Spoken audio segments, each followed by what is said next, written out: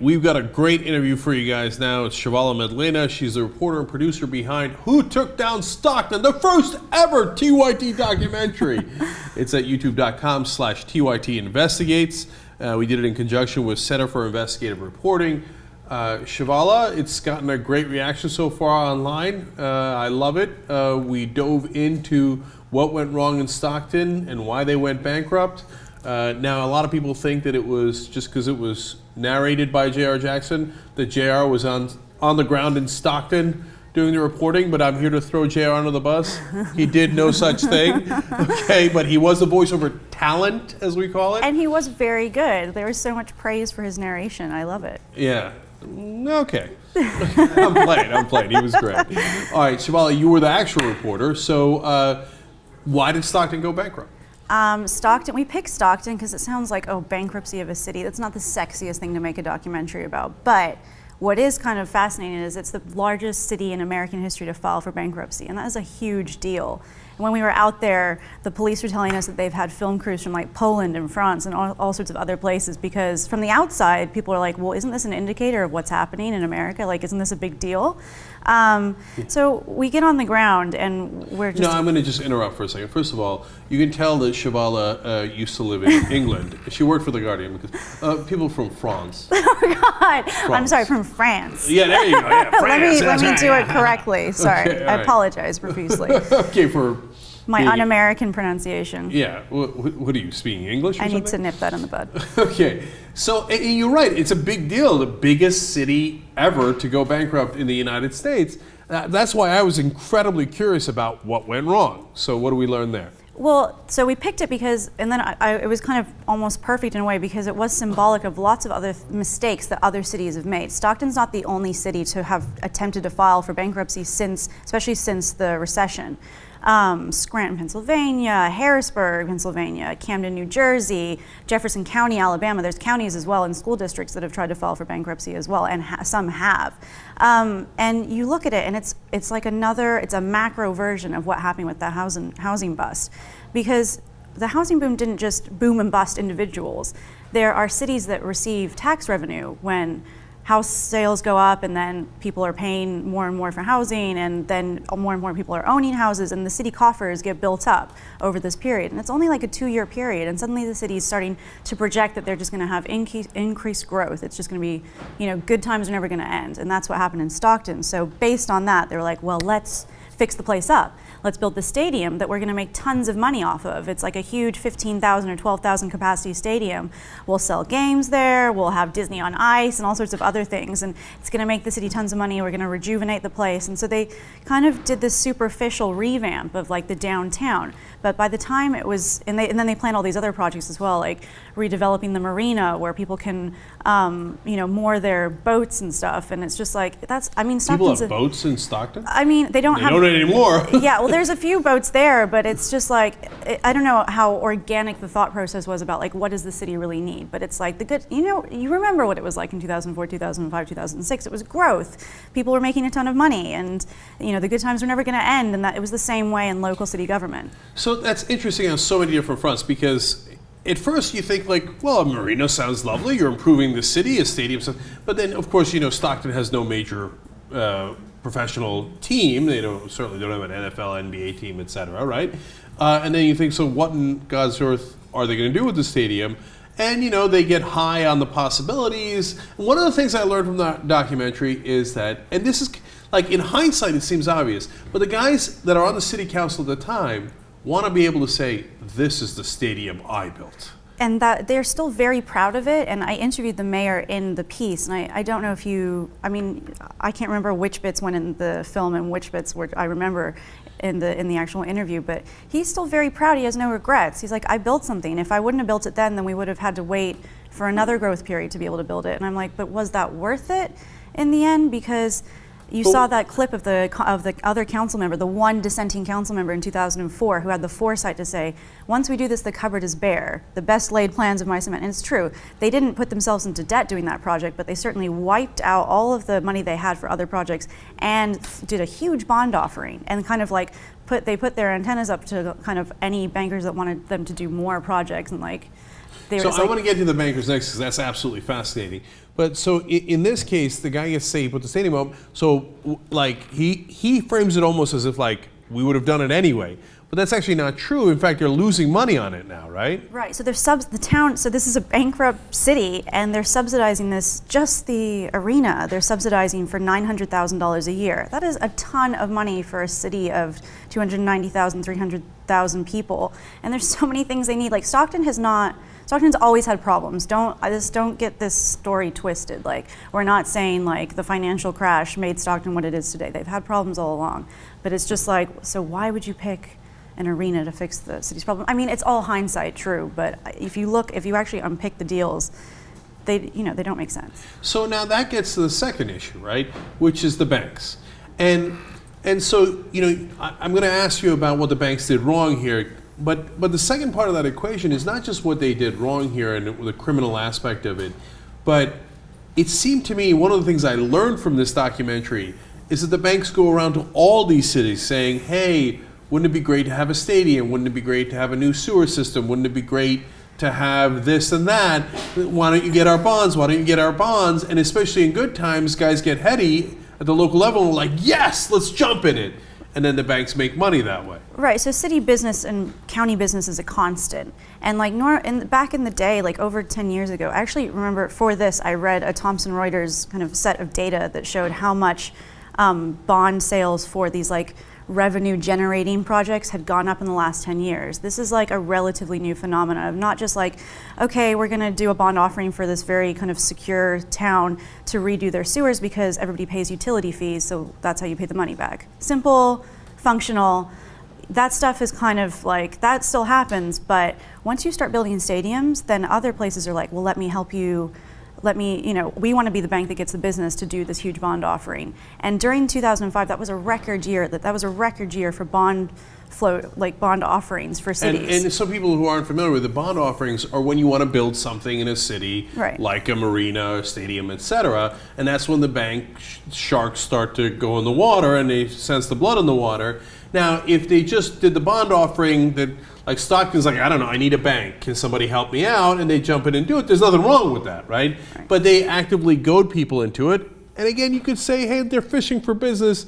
Maybe there's not anything wrong with that. But then there was also the aspect where they fixed the rates. Well, so there's just the initial bond offering, which so with the stadium, for example, what Stockton did was they got a bond offering. It was underwritten. It was like $50 million.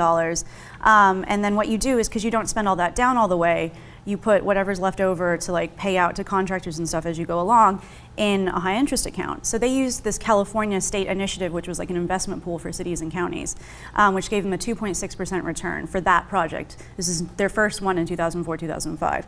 Then as time went on in 2006, when they did another bond offering to redo the marina and all these kind of like waterways and make them nice, they went with a private. I think they went with, I'm not going to say which bank it was, but they went with a couple of different private banks to invest that spare money in what's called a GIC, a guaranteed investment contract. And we now find out now Stockton was probably one of many, many cities around the country and counties around the country that thought they were getting a good return, like 5% or something on that. But really the bankers were like colluding with the bond brokers were colluding with each other to be like, just give them, 5.3%. Don't put any higher. You can get the next one. We'll get this one. And they were kind of colluding to fix the rates. So they Did people get arrested for that? So people have gone to jail, like 18 people, I think, to date. Man, that's so serious because normally bankers never go to jail. So in this case, it was so serious, some bankers actually went to jail. Right. I mean, a lot of these guys pretended that they didn't. It's funny because I remember reading the pleadings for Carollo, I believe, Dominic Carollo, who was the head of this particular, these products. An arm of GE at the time, and it was like FGIC. And he worked like a team of two guys, and at the time when he's selling these things, he's probably like saying, this is a great product, you need to buy this so that you can get the best return on your investment. But then in his pleadings, he's saying something like, I dropped out of high school or I dropped out of college, I didn't understand what I was doing. It's like, it's just so interesting to read, like once that product has failed, the kind of like cop out. Right. So, and the other great thing about this is that you get a fuller sense of what happened. And it's not a black and white issue. There's not a simple answer like it was all the banks or it was all corrupt politicians. So who else was in the mix? So we had the guys with the egos who were the politicians. We had the bankers who were literally colluding in so many of these towns. What else? Right. So one of the things most people noticed from the film was like the heartbreaking moment when they cut off this ex-cop because he has a brain tumor, and he's kind of saying, I know you're trying to file for bankruptcy and save money, but don't take away my pension and my health care. It's a death sentence for me. And he's struggling to say it, and they cut him off. The thing is, the unions are not at fault. Stockton had some of the Stockton's police officers, they had some incredibly high salaries during that time, and they had really high turnover. So when you've got that's interesting. Okay. You work for a city that has great benefits, and then you leave, the city's left paying out lifetime medical or whatever they agreed to give to you for the rest of your life and for you an independent or whatever. But the vast majority of people worked for the city for like 10, 15, 20 years and weren't trying to pension spike and weren't trying to game the system. And there are people like, Gary Jones, that cop, and the two women that we interviewed in the film. But I will say, for this, I looked through all of the Form 700s, which is kind of a declaration of political contributions for all the city council members through the periods that I was looking at, so from like 1997 through to the present day. And a lot of them did receive money from police unions and fire unions. And you know what, these guys passed quite generous provisions, and that's why Stockton, like a lot of other places in California, have a serious pension problem, because up and down the country they say, well, I could just move to Lodi and they give me lifetime benefits. Right. So see, that's an unbalanced power system there. And it's the same thing that actually happens with the banks on the federal level in terms of unbalanced power, because there's nobody fighting against the banks for consumers at the federal level, so the banks get to give donations to the politicians, and they're a special interest, and they get their way, right? And at the local level, oftentimes the unions are incredibly strong, and there is not a countervailing force against them, and so they have a bit of unbalanced power. So that certainly happens. And you know what, it's difficult for me to be like condemnatory about this as well, because when I was interviewing the mayor, he had a little monument to some firemen that died shortly after he was first elected, putting out a fire. And he started getting choked up, and he was like, I guess that's why I have a soft spot for like paying my cops and my firemen so much. Like, I appreciate the job that they do. He's born and bred in Stockton, he cares about the place. And you're kind of like, you have to have a check on that, though. You have to look at the numbers and say, is this working? Which kind of brings me to the real point of this is like, these guys are entrusted with millions and millions and millions of dollars. It's 6 people, and God knows like what level of like expertise. And the expert interviewee that we have in the film, Kit Taylor, who used to be head of the body that regulates all of this, he's like, I've worked in this industry for years, and I've had so many local politicians tell me, oh, I know the bond market. I actually know what I'm doing and know what I'm talking about. He's like, they're like minnows swimming with sharks, or at least, slightly, we need them to be slightly bigger minnows swimming with sharks. Like, there needs to be more of an education process about the market, because all these innovations like GICs, that's coming from the private sector. Yeah. And then they get pitched to these, podunk nowhere. See, and finally, when you get to like the proportionality of who's at fault, and look, everybody is, and that's where you gather the facts, and that's the whole point of these documentaries, et cetera. But those sharks are in the water, and they're goading people to do this. And then once things go wrong, though, so far, and correct me if I'm wrong here, Stockton hasn't gotten any money back from the banks who colluded against them. Oh no. Okay. So the real contention, I don't know, people probably saw Stockton in the news last month or so, because they were supposed to be able to were they going to be able to declare bankruptcy or not? Or they were going to have to just keep paying their creditors? They were actually allowed to declare bankruptcy, but the main kind of party that was fighting against this was the insurers of bonds that Stockton defaulted on. And these bonds were sold to them by Lehman Brothers in 2007, which is already kind of a red flag, because these bonds were special pension obligation bonds, which are sold up and down the country, all over the place. It's for when cities and counties run out of money to set aside for their projected pension contributions in the year because their investments are, the market's slowing down, their investments aren't making as much.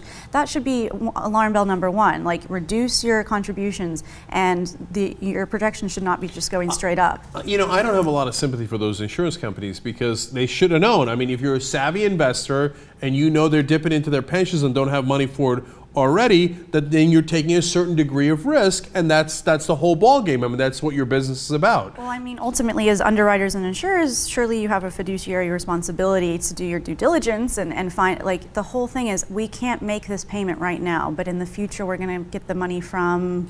Well, see, and that's where the last thing I wanted to get to. So the banks have not given them money for their collusion. The insurance, who are now the creditors, are saying, I want all of the money. I don't want you to go into bankruptcy. I want you. Where are you going to get it from? You're going to get it from the citizens of Stockton. And they say, I don't care. Bleed them dry. Do whatever you got to do. You owe me the money, right? I mean, it reminds me of some other people who used to say that in the past, Okay. I don't know who you're talking about, but sure, right? okay. Like, you owe me the money no matter what. And so what that winds up happening is we swing the pendulum too far in the other direction, so that a cop that's been on the force for 17 years, the guy that you were talking about earlier, who gets the brain tumor, they say all of a sudden no pension, no health care because you didn't get to 20 years, right?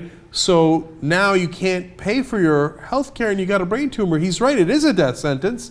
And so now the people who pay are the people of Stockton. And that's the real shame. Right. I mean, I saw one of the comments under the video was, that woman who's saying she doesn't have health care, why can't she just sell her big home? And it's just kind of like, you got to remember where this is. This is ground zero for foreclosures.